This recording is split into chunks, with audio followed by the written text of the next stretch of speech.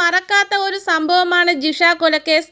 ഇടയ്ക്കിടെ നമ്മുടെയൊക്കെ മനസ്സിൽ വളരെ വേദനയോടെ തെളിഞ്ഞു വരുന്ന മുഖം. ജിഷയുടെ ആത്മാവിന് നീതി കിട്ടണമെന്ന് എല്ലാവരും ആഗ്രഹിക്കുന്നതുമാണ്. സമാനതകളില്ലാത്ത ക്രൂരമായ കൊലപാതകം. പെരുമ്പാവൂരിലെ നിയമ വിദ്യാർത്ഥിനി ജിഷ വധക്കേസ് പ്രതി അമീറുൽ ഇസ്ലാമിൻ്റെ വധശിക്ഷ ഹൈക്കോടതി ശരിവച്ചു. പ്രതിയുടെ വാദങ്ങൾ കോടതി തള്ളി. ഇനി പ്രതിക്ക് സുപ്രീം കോടതിയിൽ അപ്പീൽ നൽകാം. വീട്ടിൽ അതിക്രമിച്ച് കയറൽ, മാനഭംഗ ശ്രമം, കൊലപാതകം എന്നീ കുറ്റങ്ങളാണ് ഇയാൾക്കുമേൽ ചുമത്തിയിരിക്കുന്നത്.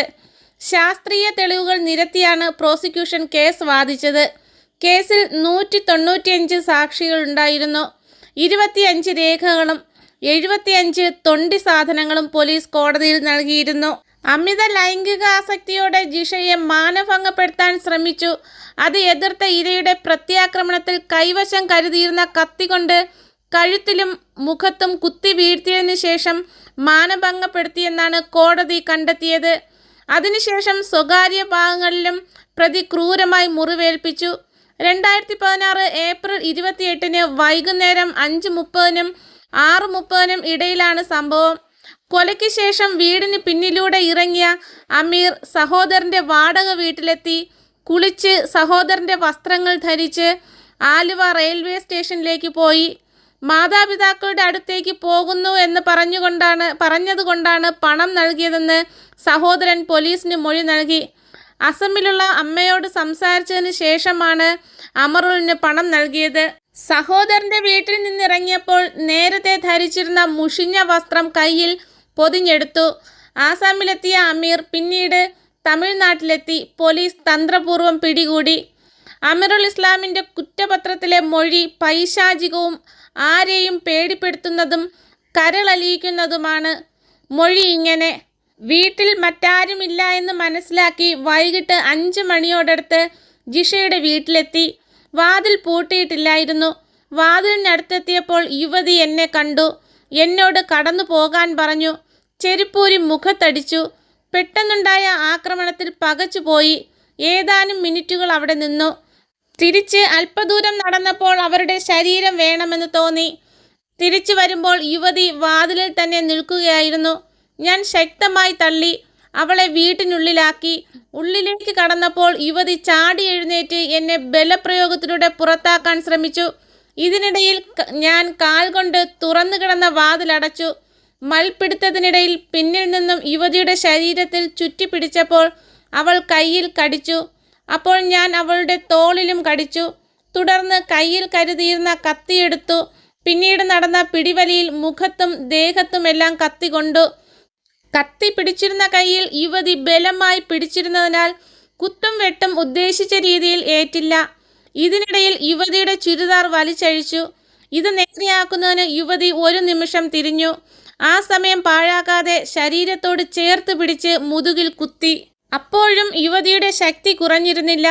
കഴുത്തിൽ കത്തി കുത്തിയിറക്കി. കഴുത്തിൽ ചുറ്റിയിരുന്ന ഷോൾ മുറുക്കി ഒച്ച പുറത്തു വരാതിരിക്കാൻ ശ്രമിച്ചു. അതോടെ യുവതിയുടെ നില തെറ്റി താഴെ വീണു. മുന്നിലുള്ള മുറിയിലെത്തി കതകിൻ്റെ ബോൾട്ടിട്ടു.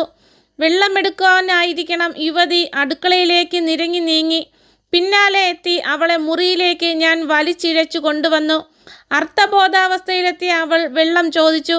ഉടൻ ഞാൻ കയ്യിലുണ്ടായിരുന്ന മദ്യം വായിലേക്ക് ഒഴിച്ചു കൊടുത്തു. അത്യാർത്തിയോടെ അവൾ അത് ഉള്ളിലാക്കി. തുടർന്ന് ഞാൻ ലൈംഗിക ബന്ധത്തിന് തയ്യാറായി. ദുർബലയായിരുന്നെങ്കിലും യുവതിയുടെ നേരിയ പ്രതിഷേധം ഉണ്ടായിരുന്നു. നിലത്ത് കുനിഞ്ഞിരുന്ന് മുട്ടുകാൽ കൊണ്ട് ചരിഞ്ഞു കിടന്നിരുന്ന യുവതിയുടെ കാലുകൾ അകത്തി മാറ്റാൻ ശ്രമിച്ചു. എന്നാൽ ഏറെ പണിപ്പെട്ടിട്ടും കഴിഞ്ഞില്ല. അതുകൊണ്ട് അവളോടുള്ള ദേഷ്യം ഇരട്ടിച്ചു. കത്തിയെടുത്ത് ജനനേന്ദ്രിയങ്ങളിൽ പലതവണ കുത്തി. ശരീരത്തിൻ്റെ ചലനം നിലയ്ക്കുന്നതുവരെ നോക്കി നിന്നു. മരണം ഉറപ്പായതോടെ വീട്ടിൻ്റെ മുൻവാതിലിന് സമീപം ജനാലയിലൂടെ പുറത്തേക്ക് നോക്കി. പരിസരത്ത് ആരുമില്ല എന്ന് ഉറപ്പായപ്പോൾ പിന്നിലെ വാതിലിലൂടെ പുറത്തിറങ്ങി. അമീറുൽ ഇസ്ലാമിൻ്റെ മൊഴി സാഹചര്യ തെളിവുകളുമായി പൊരുത്തപ്പെടുന്നവയാണെന്ന് കോടതി കണ്ടെത്തി. കേസ് നീണ്ടുപോയതുകൊണ്ട് വളരെ വേദന തോന്നി. കോടതി വധശിക്ഷ വിധിച്ചത് കാരണം എനിക്കിപ്പോൾ വളരെ സന്തോഷമാണ്. എൻ്റെ മകൾ തിന്ന വേദന അവൻ തിന്നണം. എത്രയും പെട്ടെന്ന് ശിക്ഷ നടപ്പാക്കണം എന്നാണ് ജിഷയുടെ അമ്മ ഈ വാർത്തയോട് പ്രതികരിച്ചത്. 2016 ഏപ്രിൽ 28 രാത്രി ഏകദേശം 8 മണിക്ക് പെരുമ്പാവൂർ കുറുപ്പുംപടിയിലെ കനാൽ പുറമ്പോക്കിലുള്ള ഒറ്റമുറി ഷെഡിൽ ജിഷയെ കൊല്ലപ്പെട്ട നിലയിൽ കണ്ടെത്തി. 2016 മെയ് 4 പോസ്റ്റ്മോർട്ടം റിപ്പോർട്ട് പുറത്തു വന്നു.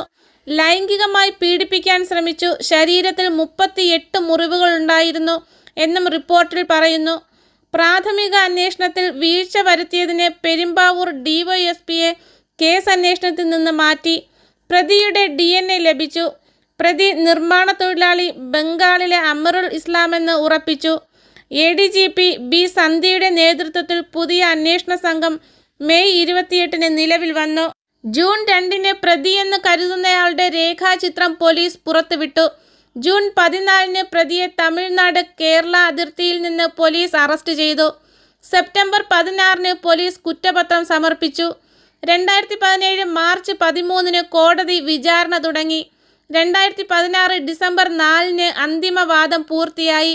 ഡിസംബർ 12 അമറുൽ ഇസ്ലാം കുറ്റക്കാരനെന്ന് എറണാകുളം പ്രിൻസിപ്പൽ സെഷൻ കോടതി വിധിച്ചു. 2017 ഡിസംബർ 14 കോടതി വധശിക്ഷ വിധിച്ചു. കീഴ്ക്കോടതിയുടെ ശിക്ഷ നടപ്പിലാക്കാൻ അനുമതി തേടി സർക്കാർ ഹൈക്കോടതിയെ സമീപിച്ചു. തന്നെ കുറ്റവിമുക്തനാക്കണമെന്ന് ആവശ്യപ്പെട്ട് പ്രതിയും ഹൈക്കോടതിയെ സമീപിച്ചു. വിശദമായ വാദങ്ങൾക്കൊടുവിൽ ഇന്ന് 1/15 വിധി വന്നു. അമറുൽ ഇസ്ലാമിൻ്റെ വധശിക്ഷ ശരിവച്ചു. ജിഷയുടെ കൊലപാതകത്തിന് ശേഷം കേസിൻ്റെ നാൾവഴികൾ ഞാൻ ശ്രദ്ധിച്ചിരുന്നു. അതിൽ എനിക്ക് മനസ്സിലായത് അമറുൽ ഇസ്ലാം ഒന്നുകിൽ നിരപരാധിയാണ്, അല്ലെങ്കിൽ ഈ കൃത്യം നടത്തിയ ആളുകൾക്കൊപ്പം ഇയാളും ഉണ്ടായിരുന്നിട്ടുണ്ടാകും. കുറ്റവാളികൾ ജിഷയെ കൊല്ലുന്നതിനായി സഹായത്തിന് അമറുലിനെയും കൊണ്ടുപോയതാകും. സ്ഥലത്തെ ഒരു പ്രമുഖ രാഷ്ട്രീയ നേതാവുമായി ജിഷയുമായി ചില പ്രശ്നങ്ങളുണ്ടായിരുന്നു എന്ന് ആ പ്രദേശവാസികൾ പറയുന്ന ന്യൂസുകൾ നമ്മൾ കണ്ടതാണ്. ആ സമയത്ത് അന്യസംസ്ഥാന തൊഴിലാളികൾക്ക് ഇവിടുത്തെ പോലീസിനെ സ്വാധീനിക്കാൻ കഴിയില്ല. കേസിൻ്റെ തുടക്കത്തിലെ എങ്ങനെ ആ സംഭവം ആരുമറിയാതെ തേച്ച് മാച്ച് കളയാം എന്ന ഗവേഷണത്തിലായിരുന്നു പോലീസ്. പിന്നീട് ജിഷയുടെ കൂടെ പഠിച്ച നിയമ വിദ്യാർത്ഥികളാണ് ഈ കൊലപാതക കേസ് പുറത്തു കൊണ്ടുവന്നത്. ആ സമയത്ത് വളരെയധികം കോളിളക്കം സൃഷ്ടിച്ച കേസ്. എങ്ങനെയും ഒരു പ്രതിയെ കണ്ടെത്തി ഗവൺമെൻറ്റിനും പോലീസിനും മുഖം രക്ഷിച്ചേ കഴിയൂ. യഥാർത്ഥ പ്രതിയെ രക്ഷിക്കുകയും വേണം. അങ്ങനെ തിരക്കഥ, സംഭാഷണം, സംവിധാനം കഴിഞ്ഞ് നായകനെ കണ്ടെത്തി അമറുൽ ഇസ്ലാം. അയാൾക്ക് ഭാഷ അറിയില്ല, അതുകൊണ്ട് ഒന്നും ഉറക്കെ വിളിച്ചു പറയാൻ അയാൾക്ക് കഴിയില്ല. ഇനി അയാൾ ആണ് യഥാർത്ഥ പ്രതിയെങ്കിൽ ശിക്ഷ എത്രയും പെട്ടെന്ന് നടപ്പാകട്ടെ. ഈ സമയത്ത് സൗമ്യ കൊലപാതക കേസ് വിധിച്ച എല്ലാ തെളിവുകളും ഉണ്ടായിട്ടും വധശിക്ഷ ക്യാൻസൽ ചെയ്ത ജഡ്ജിയെ ഒരു നിമിഷം ഓർത്തു പോകുന്നു. ഭിക്ഷാടന മാഫിയയുടെ വലയിൽ വീഴുന്ന ജഡ്ജി.